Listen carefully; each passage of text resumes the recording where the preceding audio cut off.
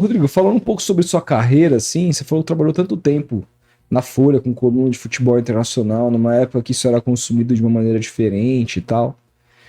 Depois disso, como é que foi? Conta um pouquinho como é que foi a sua carreira até você se deparar hoje, né, nessa atual ESPN.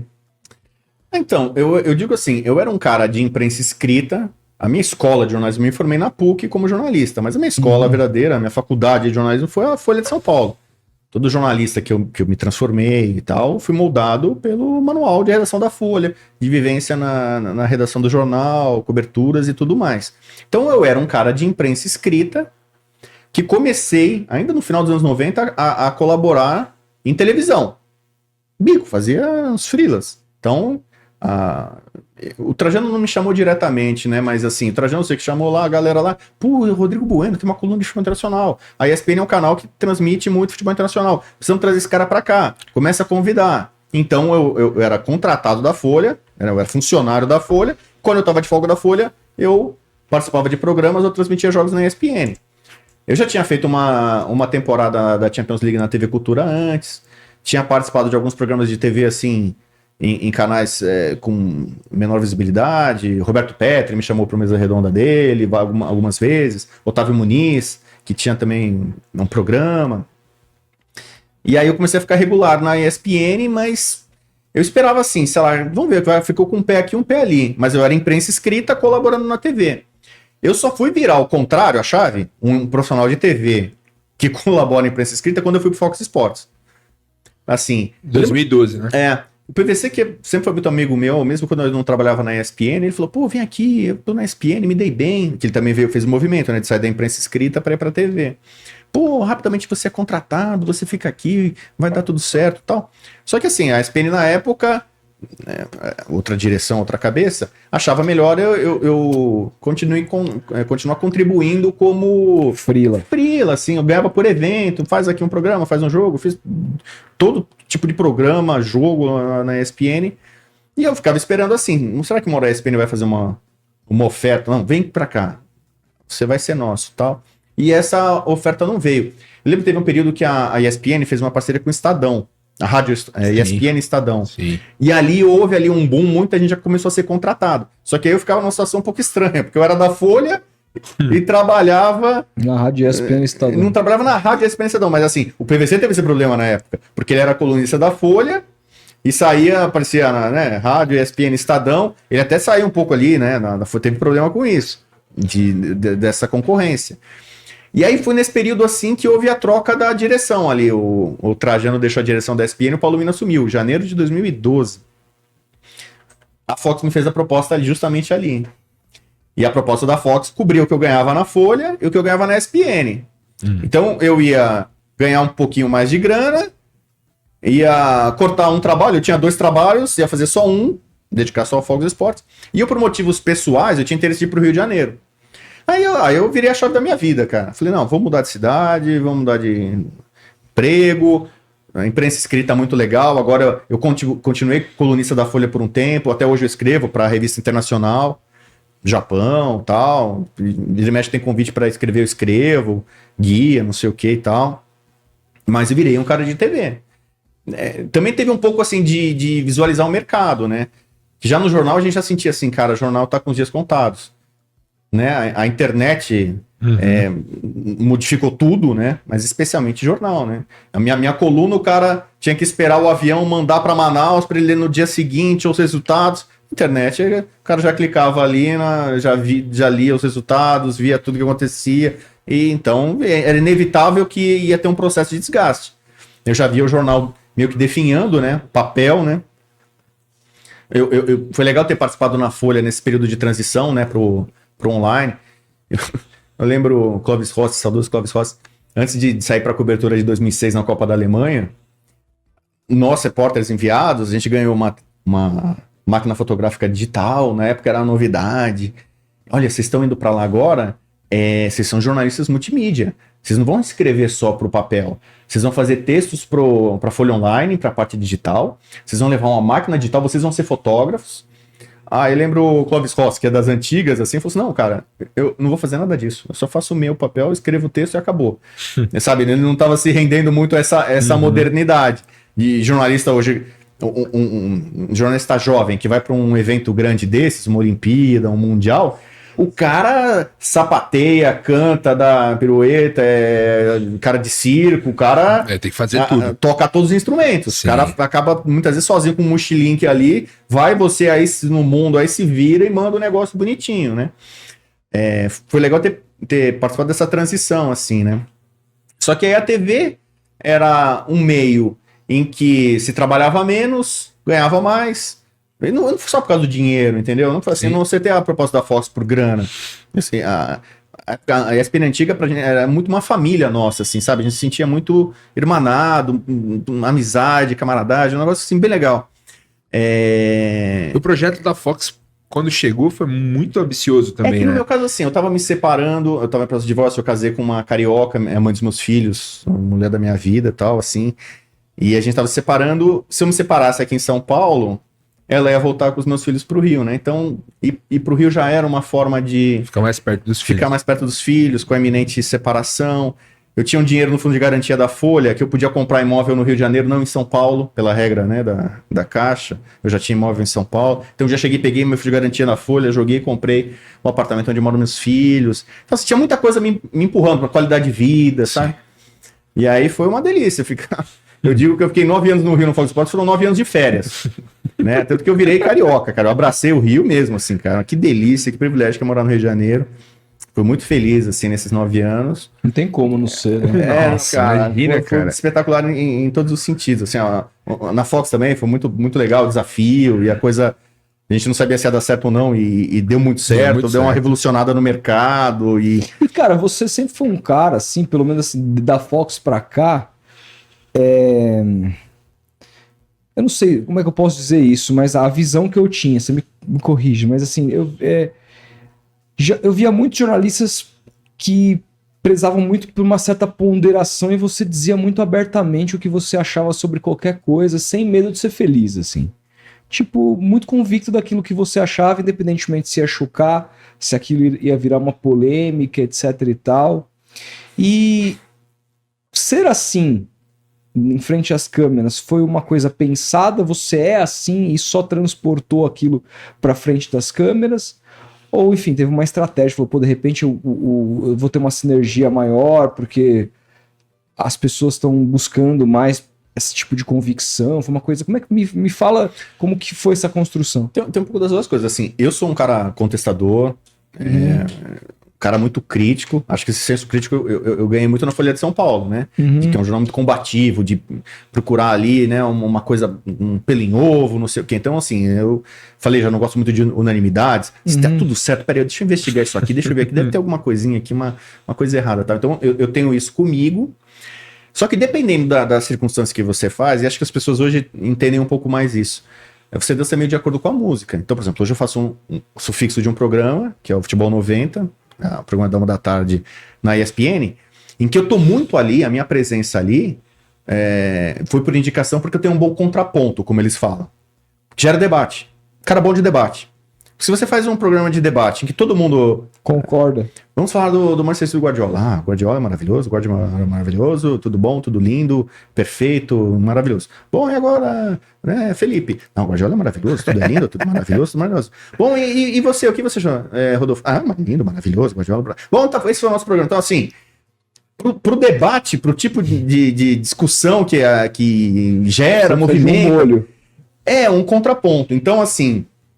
às vezes eu fico procurando, e eu sou muito estimulado, né, nesse sentido, por exemplo, no Futebol 90, a ter contraponto. Ficou famosa a minha rivalidade, entre aspas, com o Pedro Ivo Almeida, com o Zé Elias. Tem muito disso assim. É você, é um personagem, você tá lá meio representando o ator, a gente brinca de humor, de comédia, de leveza, a gente faz uma outra sacadinha ali e tal. Que é entretenimento, o EDSP é entretenimento. Né? A gente trabalha nessa área, não é só a gente é jornalista, traz informação, tem opinião, mas também tem que ter uma leveza para entreter as pessoas. Então tem um pouco dessas coisas. Eu sou assim, naturalmente, um cara contestador, que eu gosto, peraí, você tá falando aí, eu não concordo não. Eu nunca tive esse problema. Ai, não, vou passar no programa. Meu Deus, e se eu falar alguma coisa que vai contra todo mundo? Eu não tenho esse filtro, não. Não, eu dou minha opinião. Ah, não, peraí. Ah, o Fernando Diniz é uma porcaria, o cara da saidinha. Não, eu gosto da saidinha dele. Você gosta da saidinha do Diniz? Legal, tem que ter coragem mesmo. O cara é ousado. Sabe? Então, isso é uma coisa minha, mas que em determinadas situações funciona melhor. Então, o Fox Sports deu muito certo, eu acho, porque ele deu uma quebrada nessa estrutura. Gente, às vezes, com cabeças bem diferentes, mas que chegavam lá, expunham suas ideias, suas opiniões, tinha choque, tinha debate, às vezes tinha discussão acalorada, treta, não sei o quê. Cada um defendendo seu ponto de vista e solta ali mesmo, sabe? Sim. Solta as feras ali, vai a tua opinião. Então, às vezes choca o cara, pô, o cara falou isso, tal, não sei o quê.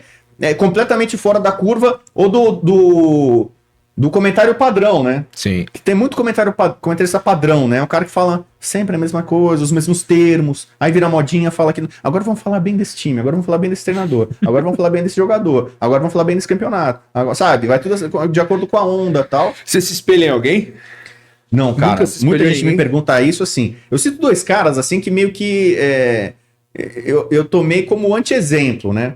Eu fui o sucessor do Silvio Lancelotti na Folha de São Paulo. Minha coluna de futebol internacional antes era do Silvio Lancelotti, que foi um cara que foi inspiração, modelo para muita gente nos anos 80, comentando... Tem um amigo que imita ele perfeitamente. Então, o Silvio Lancelotti, eu conheci muito de futebol internacional com ele, acompanhando as transmissões do campeonato italiano na Band nos anos 80. Sim. E quando eu cheguei na Folha, ele era um jornalista muito respeitado, internacional e tal, e tinha coluna de futebol nacional.